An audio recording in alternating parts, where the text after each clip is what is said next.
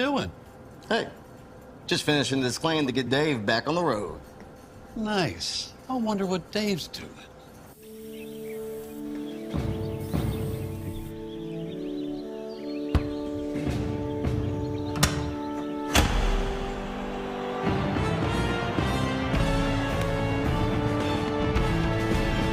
You do your thing. We've got you covered. Hey, is the power off on this? I don't know. Just take it off.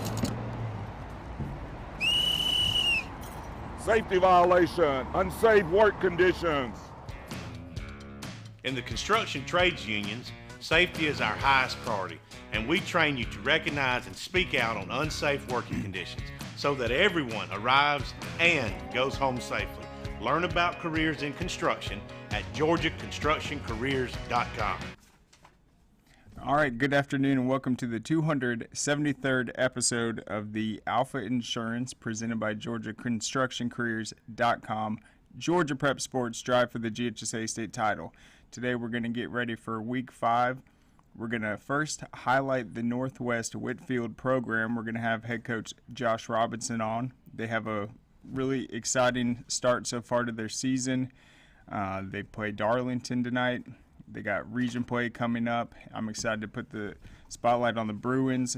We'll talk about some more Week 5 matchups after that, and then we will set the stage for Coach Ed Dudley, BT's head coach, in the final segment to preview their big showdown with Marist tonight. But let's go ahead and get started with head coach Josh Robinson. All right, Coach, thank you so much for coming on. Thanks for having me.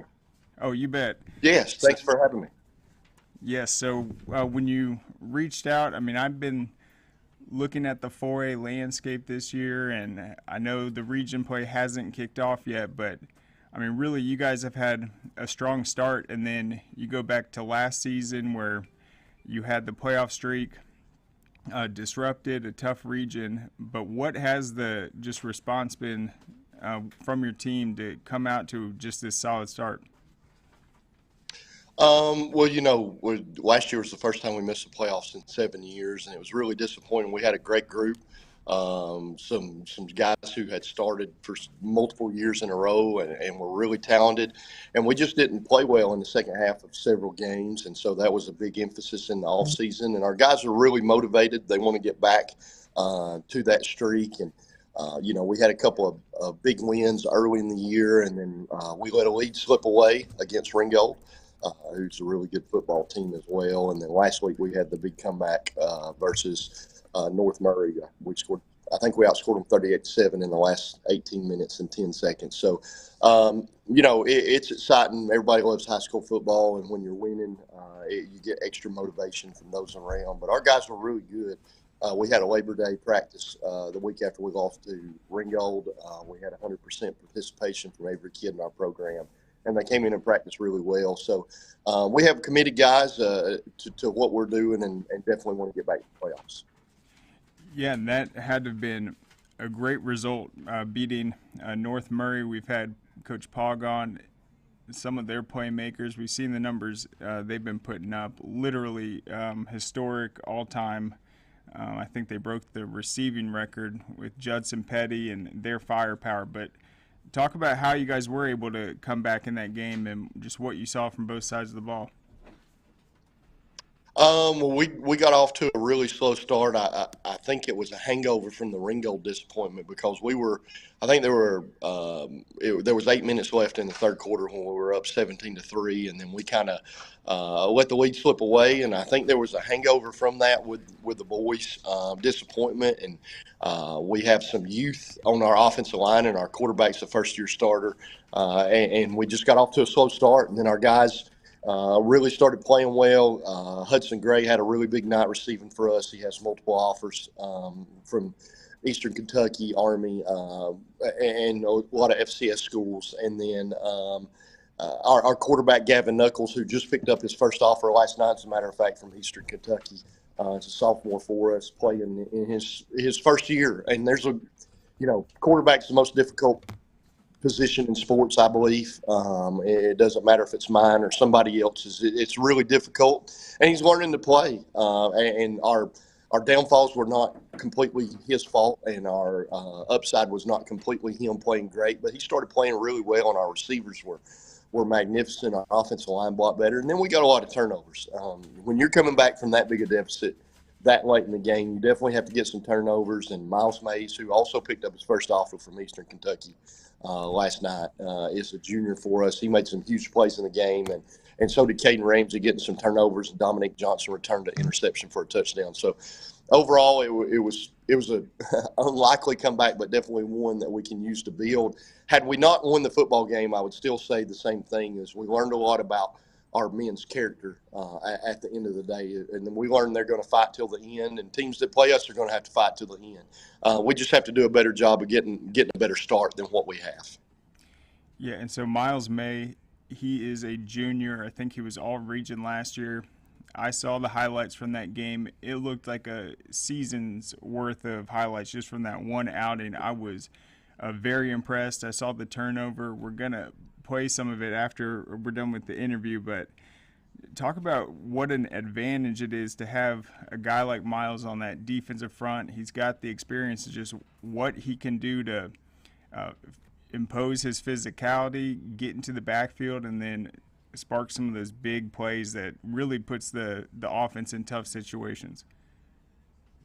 Miles can, we're 3-4 defense like most people. We're odd front now, and when your guys can provide a pass rush with 3 down linemen, it's huge. We do blitz and slant and move around a lot and twist and all that kind of stuff. But at the end of the day, Miles is kind of a one-man wrecking crew. He can kind of provide the pressure himself. We have a really good defensive end on the other side, Avery O'Neal, who's a senior, but Miles is so big. He's 6'3" and a half.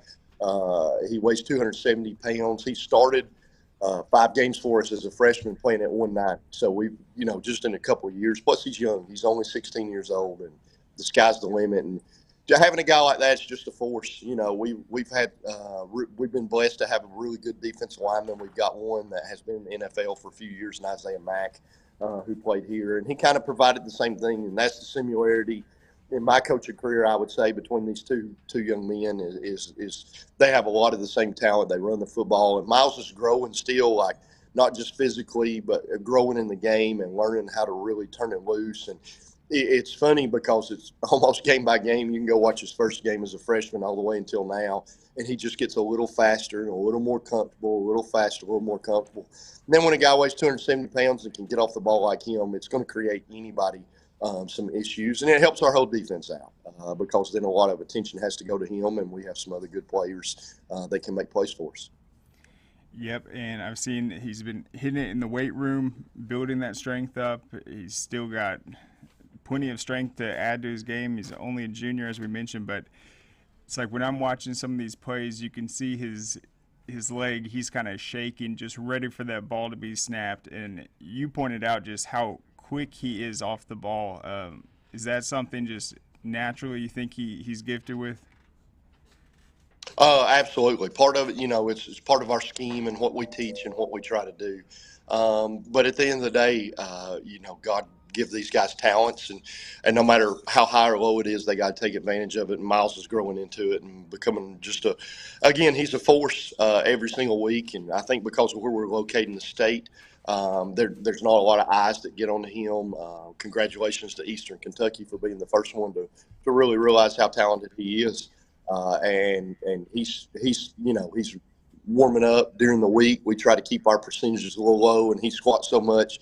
He's over there for sets of 6 with 375 as a warm-up set. So, he's really talented, but again, he's really young too. He's 16 years old, and there's no telling how good he's going to be if he continues this path through the rest of the year and going into next year.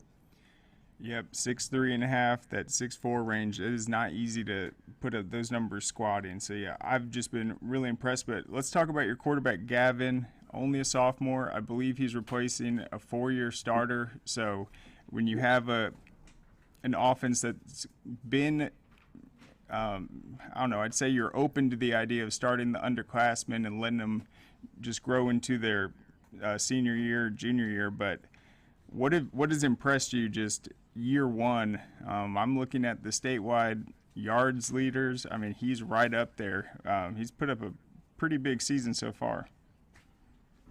Absolutely. You know, our coaching staff does a really good job. I'm a defensive guy, but I've always been open to spreading things out, and we've got the receivers to do that, and it kind of plays to our advantage. But we got to have a good quarterback. He's got to be smart. Owen Brooker started for 4 years for us, and he's at Anderson University now, playing for those guys. So it's big shoes to fill because at the end of the day, Owen ended up, I believe, 9th on the all-time state yardage in a career, and if it's not 9th, it's somewhere around there. He's an unbelievable talent, but then you got Gavin coming in who was able to really not have to start as a freshman like Owen did and have a year to kind of grow into the position to learn the offense. And he's such a worker. He's a talented young man. His father was a running back here and went and played at Eastern Tennessee, and so he has experience. He has a college athlete for a mother as well. So having that experience probably plays a role in him being so successful. But at the end of the day, you got to commend Gavin and his work ethic and his commitment to be really good. Sometimes he's too hard on himself. You know, we want our guys to have expectations, but sometimes Gavin wants to be perfect, and that's not possible. But his approach to try and get there is exactly what we want. And then also he's got a talented arm. I mean, to throw for that many yards and be as successful as he is, some arm talent, and he definitely has that. You know, he's skinny right now. He's small. He's going to grow. I won't be surprised if he's not 200 pounds next year at this time.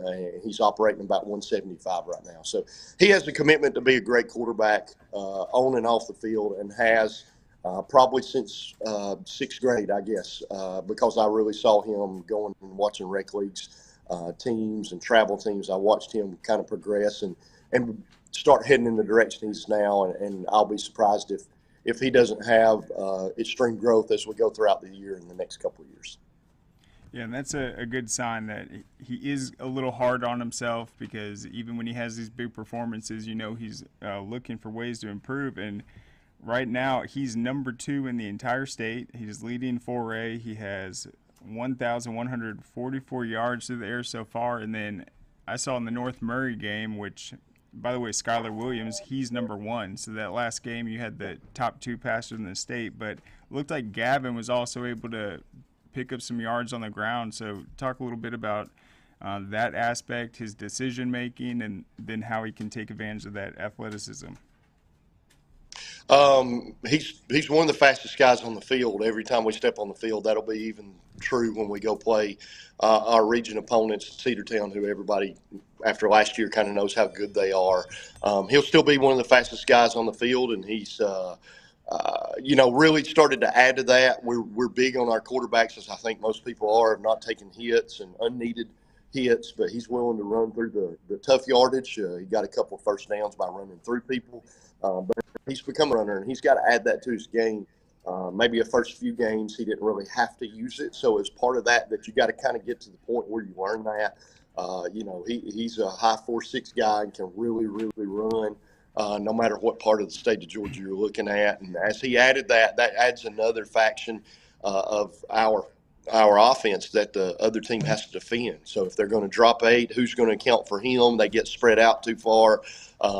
Being a defensive guy, I can tell you it's miserable having a running quarterback, and with how slippery he is and able to run around people and take smart angles and avoid taking the big hit at the same time to keep himself healthy. So, that's a real big aspect that I think that was the first time he's put it on display, and he's going to find that balance. I've coached some really talented guys at quarterback. Luke Shiflett, who starts at Furman at receiver, for us is a very similar comparison to him. And he probably was the other way. He wanted to pull it down and run too much early in his career as he learned to pass the ball. Gavin's the opposite. He kind of was hesitant to run, but he added that to it. We've been telling him, and he's just doing better and better, and it's getting added to practice. So it's really good to see young men grow, and it kind of makes us happy. Chad Fisher's our offensive coordinator, and he does a spectacular job with these guys, helping them learn. He's had a lot of successful quarterbacks over the years too. Yep, and that game had to have been just great for the experience. He had 43 pass attempts, the 13 carries. I mean, you guys just run so many plays. I think you probably had 80 to 90 plays just in that last outing offensively. So is that just tempo, the way you guys are able to get a bunch of guys involved, or just the fact that that game was kind of a shootout between both teams? A combination of both. Our goal is we want to run at least 75 plays every Friday on offense. And some people, maybe Darlington's game plan tonight, I'll be surprised if it's at least not part of it. They want to slow the game down and try to keep our offense off the fields again with Hudson Gray being a college wide receiver, and Isaiah Foster, and we have Kendrick Douglas and Austin Cooley and Brecken Sermons. All those guys mix in. We got a really good crew that we have a lot of confidence in, and that really helps Gavin in that aspect too. He's able to find different targets. We're going to get some teams that are going to try to take Hudson away completely, but we've got more guys that will spread the ball out too. Hudson could probably have 50 catches, 40 catches. I don't know if we really wanted him to, but if we're calling pitches and catches. But at the end of the day, we leave it up to Gavin. He's reading the defense. We don't call a ton of what we call pitches and catches. We're going to raise up and throw at this guy no matter what. We're looking to spread the ball out and be more difficult to defend, and part of that is the tempo, maybe the Oregon type approach. We saw the when Chip Kelly was there, the things that they did, giving people approach with difficulty with the tempo they had. We want to be a similar tempo, so we got to that number of plays last week because of probably a combination of both of them. But our goal, and we've hit it every week, is to run at least 75 offensive plays, and Gavin does a good job of orchestrating that for us. And yeah, Hudson had a huge game, 8 catches, 173 yards, a touchdown, a 69-yard reception as well. Kendrick Douglas also 9 catches. So was that typical from what you've seen this season, or is that more of the situation where once Hudson gets going, Kendrick is able to kind of take what the defense is giving you guys and just keep things moving? Really, we've kind of seen it all at this point because another talented guy is Isaiah Foster, who's on the opposite side of Hudson, and he's got really good speed. So it Hudson's yardage mostly came from the second quarter on, even though we didn't score until mid-third. He had some really good plays for us and was able to help get our offense going. And then he had a big play at the end that cut the lead from 35 to 21 he scored I believe a 70-yard touchdown to make it 35-28 before Dominic's interception return.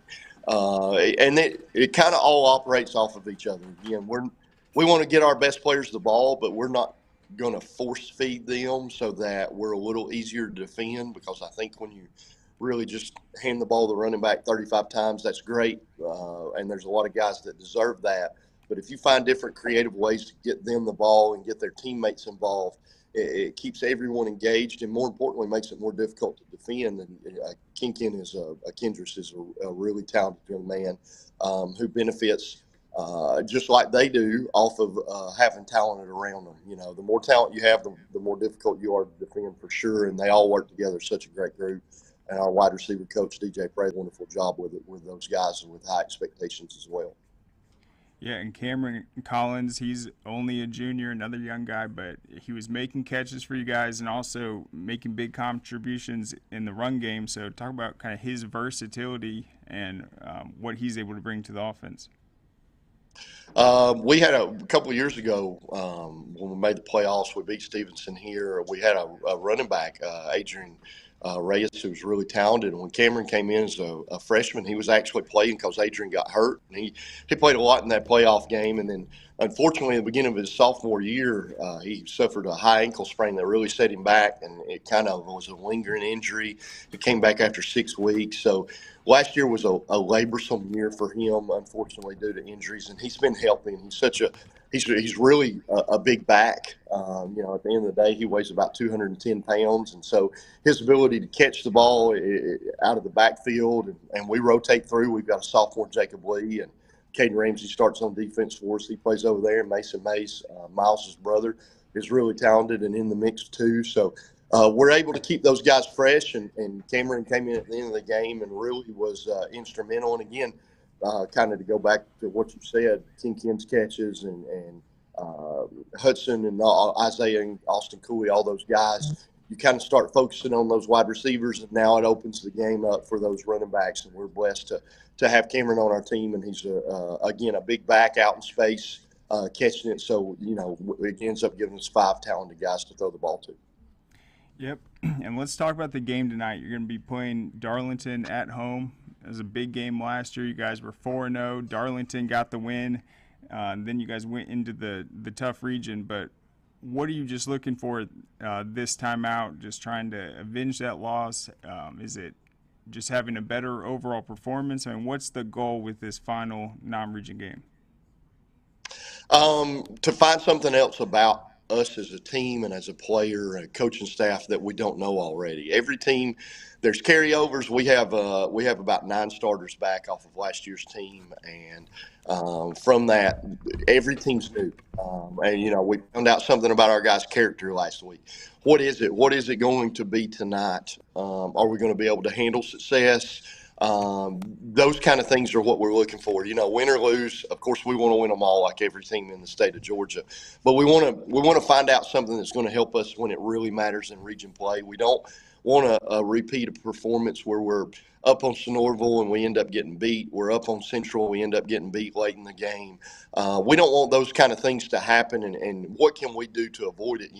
Darlington's one of those games last year where we were down 27-7. We came roaring out in the second half. They hit us with a couple of plays in the fourth quarter, and then they end up scoring a touchdown to kind of slow our momentum down.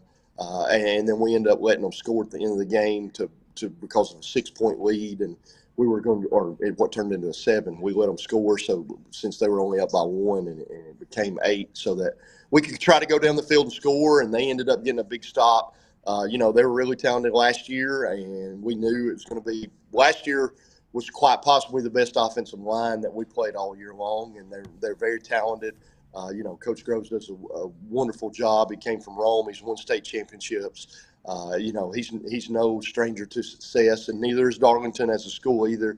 They have a lot of talented players, and even though they're in a smaller classification, it'll be one of the tougher games we play all year, and we're definitely going to have to play well and avoid a slow finish or a slow start. We need to be consistent throughout the game for sure.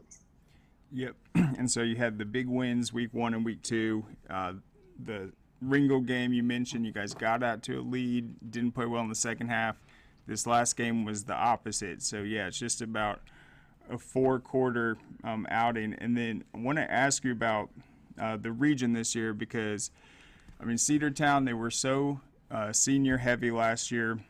I think they ended up taking the region with like 42 points per game. But when I look at it this year, I think it's going to be the most dissimilar. And what I mean by that is you had Cedartown sweep. You had 3 teams all at 3-1, I think, or 3-2.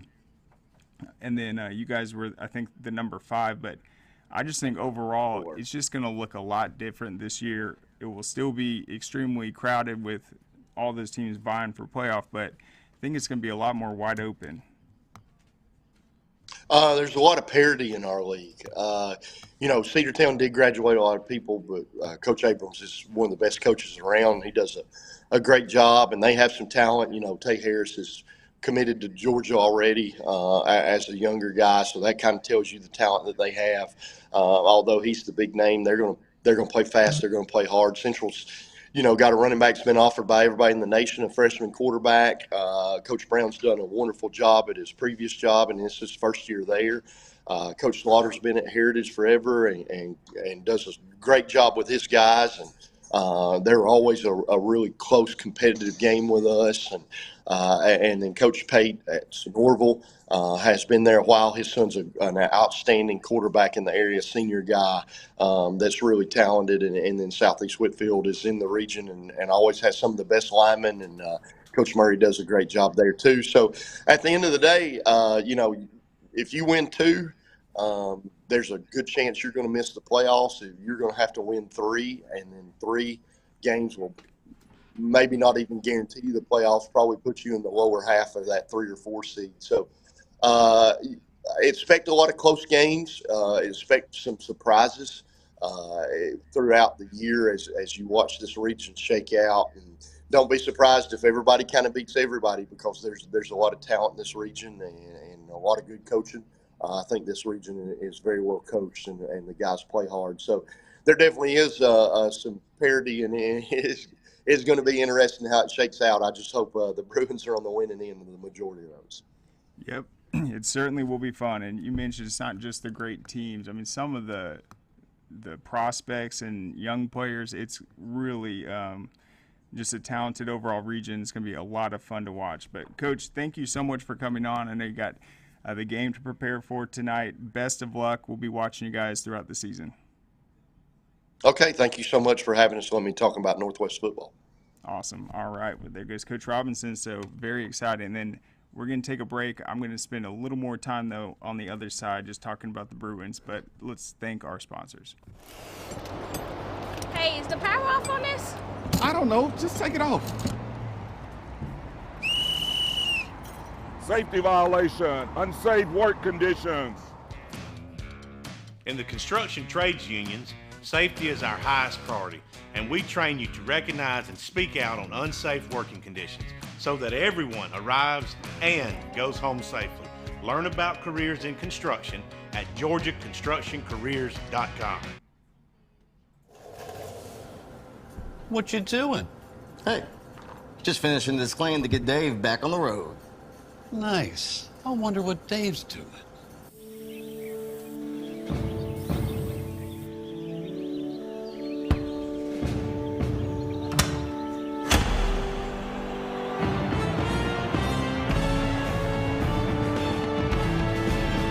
You do your thing. We've got you covered. All right, welcome back. So I wanted to get Northwest Whitfield on because I do think that Region 7 is going to be extremely interesting. Cedartown, as we know, is off to this 1-3 start. Last year, every team, I think, was above 500. Maybe Southwest Whitfield was 4-6 at the end of the year. But you had the three-way tie for the number 2 seed. You had Cedartown running away with it. They graduated everyone. I don't expect them to have that 40-point average margin of victory this year. And then those other playoff spots, I mean, that is going to be tough. And every single one of those matchups between Heritage, Sonoraville with, as you said, Coach Pate's son, that is the quarterback. I think it's Denver Pate.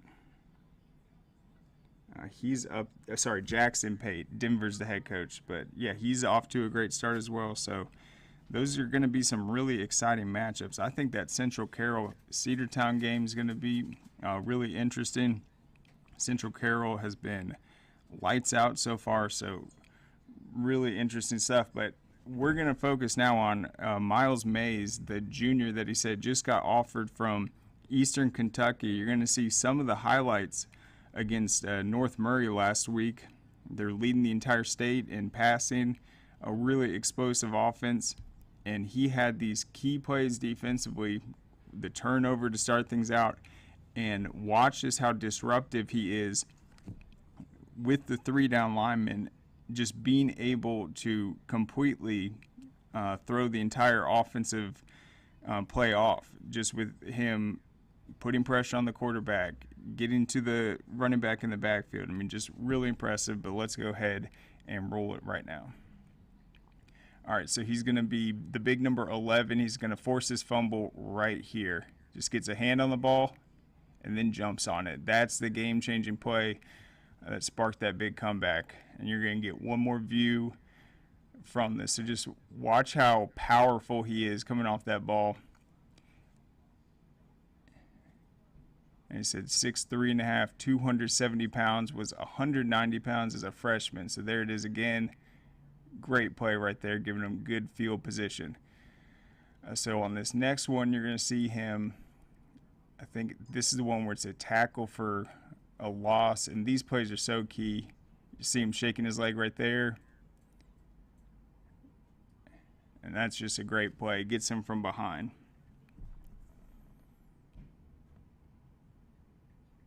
Here's one more look at it.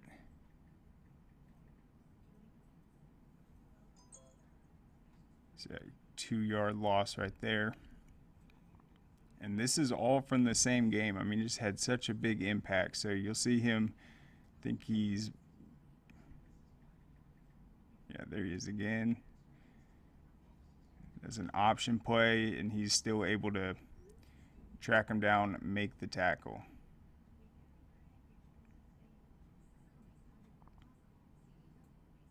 Yeah, this is the same play once again.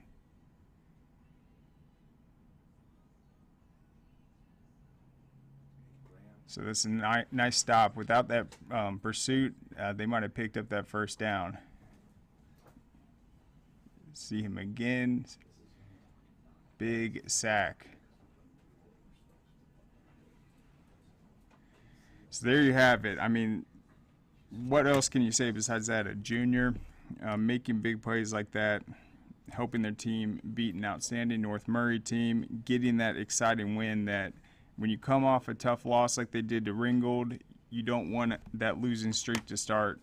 They had a huge win. They can build off that, and then a win over Darlington tonight will put them at 4-1 heading into that region schedule. So watch out for them. We'll be covering that game and some of the other ones in Region 7 very closely. But let's go ahead, and I want to talk about the game tonight and just some of the history between Blessed Trinity and Marist, because the teams hadn't really faced off until recently, and ever since they have, the games have been so consequential.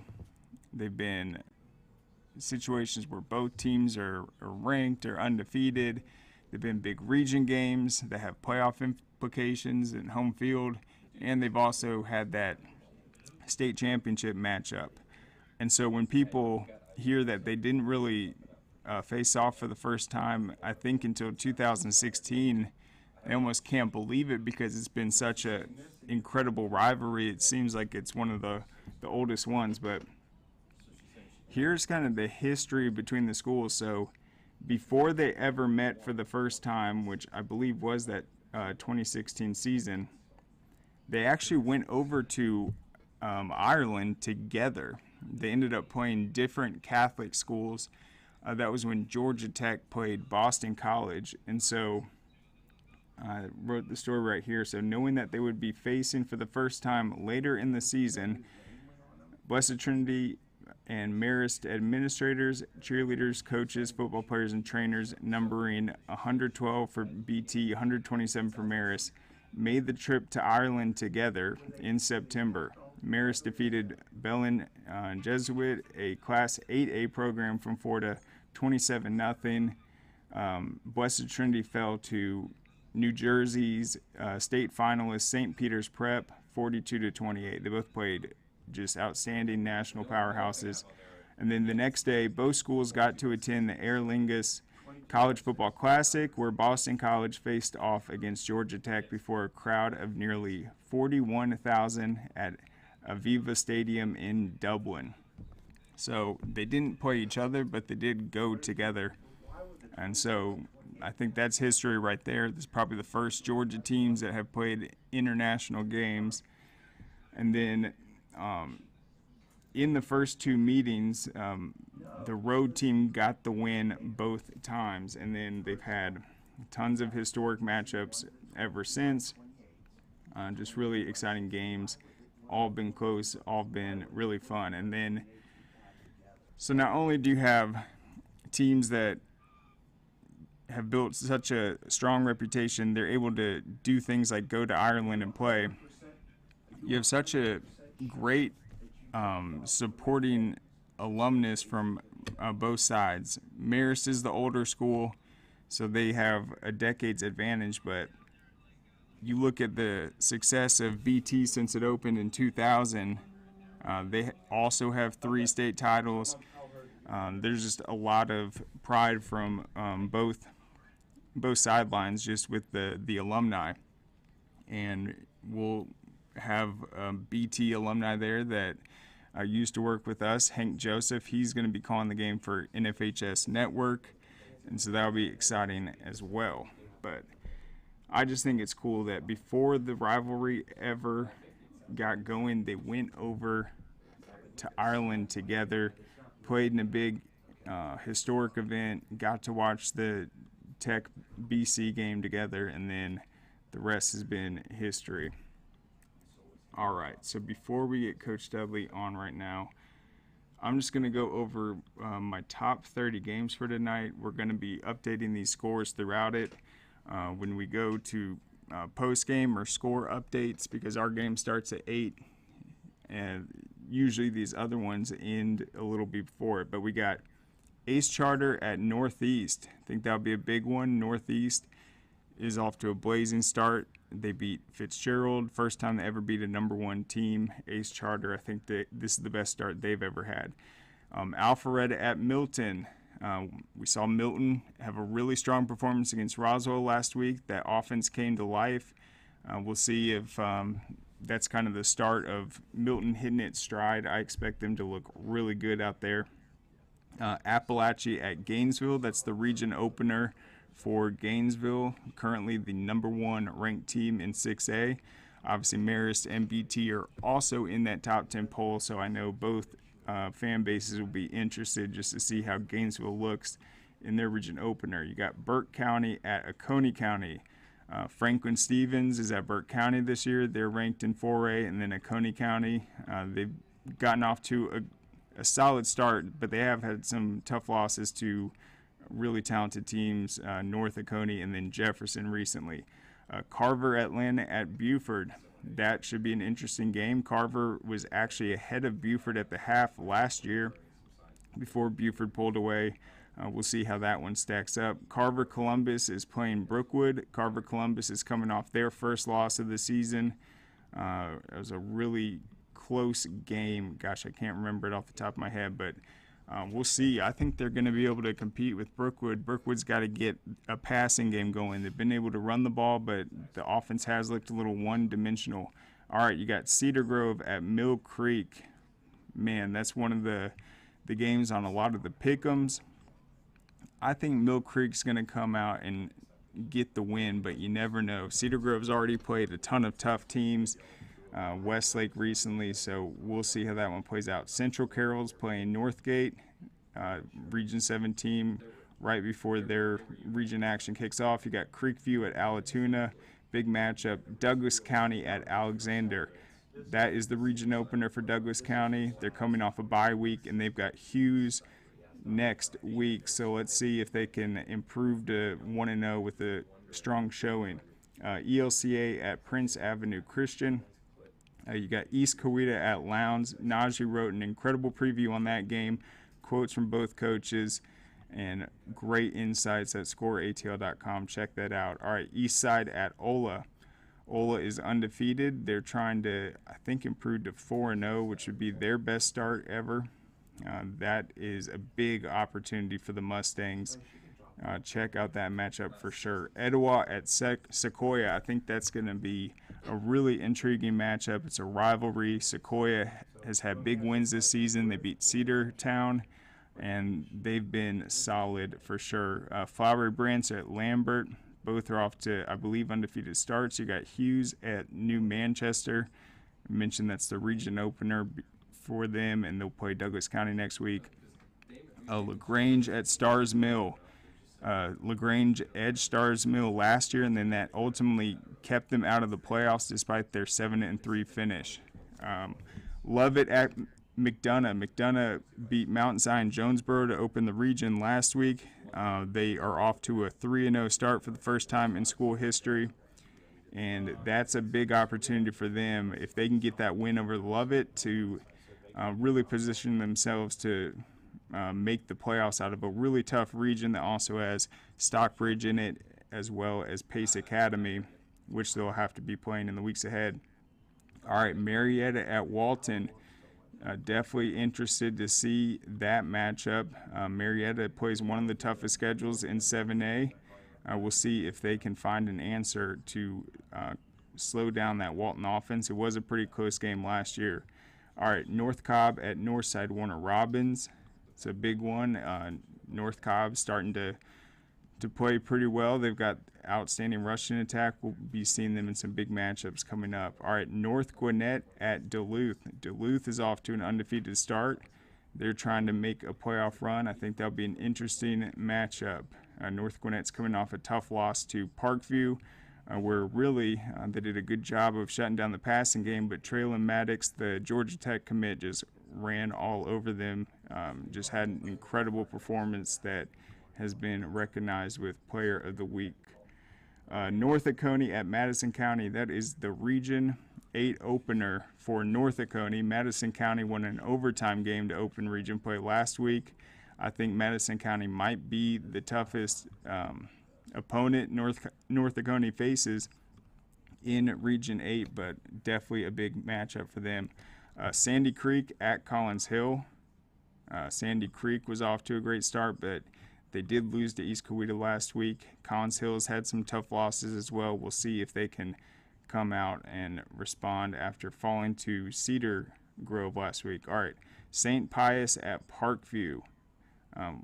We'll see what happens in that one. Parkview, Traylon Maddox did his thing. Kyer Spain still out. We'll see if St. Pius can slow down that Parkview offense. Thomas County Central at Brooks County, a good cross-class top 10 matchup. Thomas County Central is undefeated.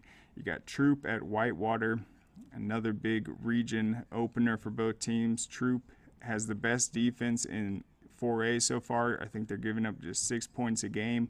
Whitewater's got a great triple option, wishbone offense. I expect a close game, but it will be up to Whitewater trying to find success against that Troop defense.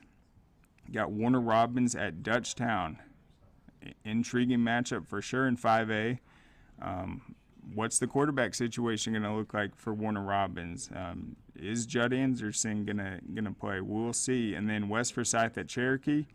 That should be an interesting matchup. I think Cherokee fell to, might have been Sequoia last week, but West Forsyth has been really solid. I think they just have one loss. Then Westlake at Newton, huge game right there. Najee had Rico Zachary on yesterday, and then Wheeler at North Atlanta. But we'll talk more on the other side. Let's welcome on Coach Ed Dudley. Hey, Coach, how's it going? Craig, how you doing, buddy? I'm doing great. So I'm excited about this matchup tonight. I talked about the history between these two schools. They went over to Ireland a few years back. They haven't played necessarily for the past decades, but these games have always meant a lot and been exciting for the fans. So what are you looking forward to, just facing off with Marist, a program you know has been a main figure in Georgia high school football? Well, I think you nailed it. The atmosphere, playing a great program like Marist, who's been good for 100 years, a century of football. So, I think it's a chance for us to measure ourselves. We're off to a good start, and is too. And just this will tell us kind of where we are and what we need to do as we head into region play next week. Yeah, and Marist, it's just like a well-oiled machine. It's like when you're preparing to play them, it's almost like you could watch film from any season. They've just been doing the same thing so successfully. But what have you seen just from them this year, just the big win over Woodward last week, and just what they've been able to do well? I think they're a little more diverse, Craig. I think that more than just the triple option, you'll see them. They're big in the rocket and jet sweep game. They throw the football well. So they present a lot of different problems that maybe you haven't seen out of every Marist team over the years. Certainly, and they do have some big-time athletes. Luke Harpering has been a big-time playmaker for them. What have you seen just from some of their just leaders and big-time contributors offensively? Well, Harpering's a two-way star, but he's not the only one. They've got several guys that are just rock-hard Marist players. They play great defense. People always underestimate their defense. They are tremendous on offense. Harpering is one of their, 5 or 6 really multi-threat athletes that they have at various positions. So they present a lot of headaches. It's been hard preparing for them. Obviously, they have a fantastic coach, and we're just looking to see how we match up. Our team has played well. A couple of games, struggled against a tough St. Pius team last week, and so we've really got to take stock of where we are see what we can improve on from last week, and try to put some points on the board against Marist. And then let's talk about the start to the season. You guys definitely have a lot of youth on the team.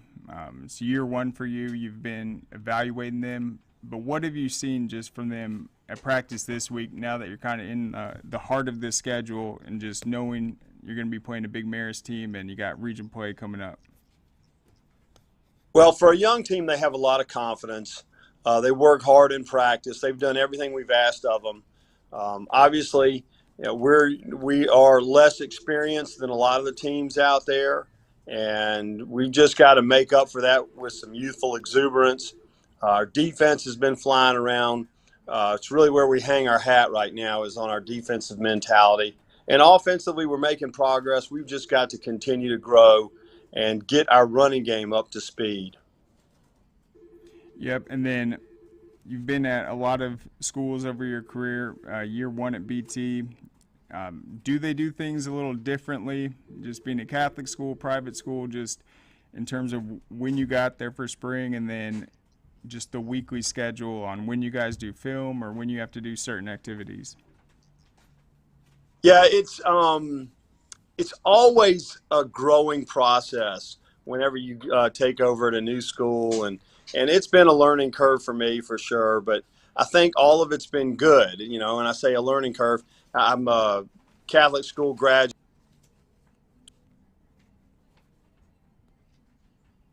Opportunity, a chance to kind of get back to my roots, coach at a Catholic school, a place that really values old school morals, academics, athletics, the arts, all three of the big things. And it's been a lot of fun, but it is different. But then every situation is different. For sure. And I know you've been at several places, but so is your son, so is your children. But Gordon, he's been to a lot of different schools. So how has he settled in at BT? What have you seen from him? What's it like coaching with your son? Oh, it's fabulous, Craig. We get to see each other every day. He's doing a great job in the classroom, loves teaching the math here, and really establishing a rapport with his students and players. So, it makes me proud as a dad to see him doing so well. And we have been around the state. At our house, we call it the Stay and See Georgia Tour. And, hopefully we can settle in here and win a couple of games and stay for a little while. Yeah, and what has the response been? You guys have this big start. I mean, the Calhoun win was really exciting. Seemed like there were some kind of unknowns. Just, okay, what's this first game going to look like? Just some great signs defensively, offensively, but just from the parents that maybe last year wasn't up to their expectations, just in terms of the success they had, just making deep runs in the playoffs. But, I mean, what's the confidence level at right now, just heading into week 5? I tell people all the time, going into this week and last week and hopefully next week, the players and parents have really been accepting. They've taken me in and treated me like one of their own. I think that's been the best thing that's gone on so far this fall. Looking forward to getting into that region play and finding out if we can make the playoffs and make that kind of playoff run. We are very young. You mentioned it. It's true. But our senior class, we have a very small, tight-knit senior class, and they have been the best leaders, providing great chemistry. And I think that has been the secret sauce for us so far. And you mentioned wanting to be able to run the ball better. Just talk about how important that's going to be in this game against Marist tonight. Well, I think it's critical against Marist. If we're going to have a chance to win, we got to put up 100, 150 yards rushing, which we have not consistently done so far this year. Our quarterback, Brooks Goodman, has been hot and playing well, but we need to balance that out and make sure we're protecting him and running the football and controlling the game a little bit more than maybe we have in the first 3. So it's definitely a goal. You never can tell how things are going to go, especially against a tremendous defense like the Marist War Eagles. But it's definitely what we're trying to do. We'll just see how that works out on this Friday night. And then in terms of the backfield, I mean, was that an open position battle during the spring or the summer where you're trying to kind of figure out what it's going to look like, or do you have a pretty good idea? It's just about getting it to click. Well, we've got a committee. We've got several guys that have been getting carries, and proud of them. Definitely think that we play a little bit better. And we've got to look at the offensive line, too. I think that finally, against St. Pius in the second half, our offensive line, our running back Cam Betts and a couple of other guys, Winston Smith in particular, they were able to get some good yards against Pius in the second half. You know, your opponent, you can't wait till the second half to have some success tonight. Yep, and then we got to talk about DJ Jacobs, what he's done as a freshman. That's not easy to do, to go out there freshman year and be starring like he is, but talk about the opportunity for him. It's going to be a televised game, just people getting to see just his skill set at such a young age. I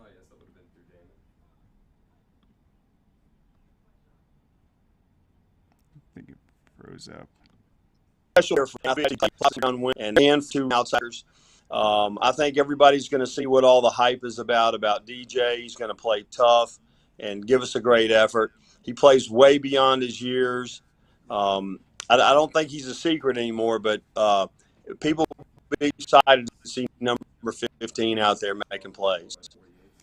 Yep, and you were mentioning when you're talking about some of the guys on Marist that you see on film, they're just hard, tough Marist kids. But, I mean, some of these BT guys, they have their own reputation for their toughness on the field, their competitiveness. What have you noticed just with some of the quality of kids that you've been coaching so far? You know, you hit the nail on the head, Craig. They really are some tough guys here. They buy into the program. They buy into the physical nature of BT football, and they want to establish that just like Marist does. So it's definitely going to be a battle of wills, and you know, the team that has the mental toughness, the team that makes the fewer mistakes as far as turnovers and taking care of the football, that'll be the team that comes out on top, because I don't see either team backing down from the other one. And then a guy that I know made a big play for you in the Calhoun game, Quinn Davis. I covered BT when his older brother Ryan Davis was playing, one of the most competitive guys I've ever seen play. But what is about just young sophomores like him and just guys that are just ready for their opportunity in this BT spotlight? Well, I think that it's that family nature, growing up in the BT program, coming up through our feeder teams. Quinn's obviously a talented kid that is a very heady ball player and does a lot of things for us. He comes by it naturally. Connor and Ryan were tremendous players. It's a long BT family legacy for them, and we do have several really outstanding young receivers and feel like that's going to be the strength of our team going forward in the next year or two. Awesome. All right. Well, I can't wait to see you guys. BT Marist doesn't get much better than that. You got Coach Dudley on the sideline, Coach Chadwick, and then I'll be there too. So I'm excited. I think it's going to be one for the history books. Can't wait, Coach. Thank you so much. See you tonight, Craig. Take care. You bet. All right. So there goes Coach Dudley. And, yeah, you can't say enough about just how proud these programs are, the success they've had, and then just the standard that they bring to the field. I mean, so well coached, so well prepared, and then just I think the toughness is very underrated for both these teams. You're going to see guys unselfishly playing both sides of the football, despite being some of the higher recruited guys like the Luke Harpering. He's not going to hesitate to take snaps on both sides, and you just see that kind of unselfish, put the team first at both of these schools, and it's also just a great Catholic matchup. So with BT, they had the big win to open things up. They absolutely creamed ELCA, and then I think the St. Pius game might have been sort of a wake-up call for them. They ended up getting the win, but it's a game where it could have slipped away. It was too close for comfort, I guess that's the saying. And then, so you have that, and then you have Marist coming up. I think they probably had a very good week of practice, just knowing, hey, we got to clean these things up. A lot of games that they've been able to learn from. And then Marist, man, they're coming off that win over Woodward Academy. Woodward Academy has so many explosive players. They're outstanding, just D1 guys everywhere. And for them to hold them to, I think, just a touchdown definitely says a lot about that defense. That is very impressive. So we have a great top 10 matchup in 6A tonight. And then they're going to be going into the region schedules after that. So couldn't be more excited for it. They'll be at 8 o'clock on Peachtree TV. We got the live link already sent out and ready to go. And then trying to think what else I was going to cover. Let's look at this real quick. All right, were there any other big matchups I had? All right, let's look at these national rankings real quick now, because they have been updated. So USA Today, the top 25. This week, for the first time, Walton cracked the top 25. They're coming in at number 22. They were previously not ranked. You got Buford at number 9, Mill Creek at 14, and Colquitt at 17. In the Cal Preps, that's the main one. It looks like they got about 12 Georgia teams in there. Gainesville, Milton, and Benedictine were all unranked prior to this week. They come in Gainesville 94, Milton 85, Benedictine 76. That's after that big Ware County win they had last week.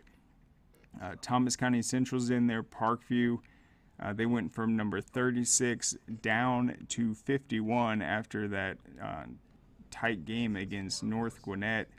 Colquitt is at 46, Westlake, Carrollton, Hughes, Walton, Mill Creek's at 17, and Buford at number 7. Same thing with Max Preps. The only difference there, you got Rome in the Max Preps 1, and Grayson has climbed back into it. They're at 52 this week in the Max Preps poll. I'm trying to see if any other teams got recognition. In the Massey rankings, it looks like Roswell got in at number 98, but they fell out of the poll in the other ones because they were at number 37, but that Milton loss took them all the way down to 98, and then Milton went from unranked to ranked. So we got a lot of good games tonight.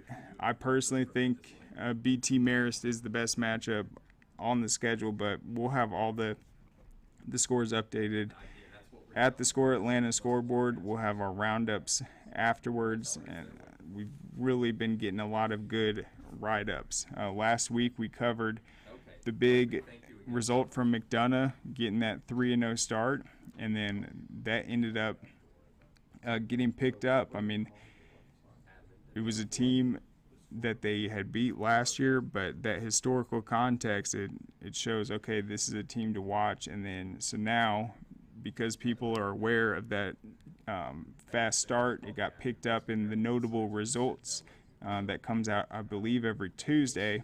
And now you have a lot of hype going into their matchup with Lovett tonight. So the roundups always have great information in there. Shout out to Seth, Casey, Ricky, Alex, and Brian, and Jordan too. But we'll have all that there. We'll be back on Monday. Be sure to tune in tonight. We'll have the game posted on our YouTube page afterwards, probably by the time we return. But thank you so much to our guests today. Thanks for tuning in, and we'll see you live from BT tonight.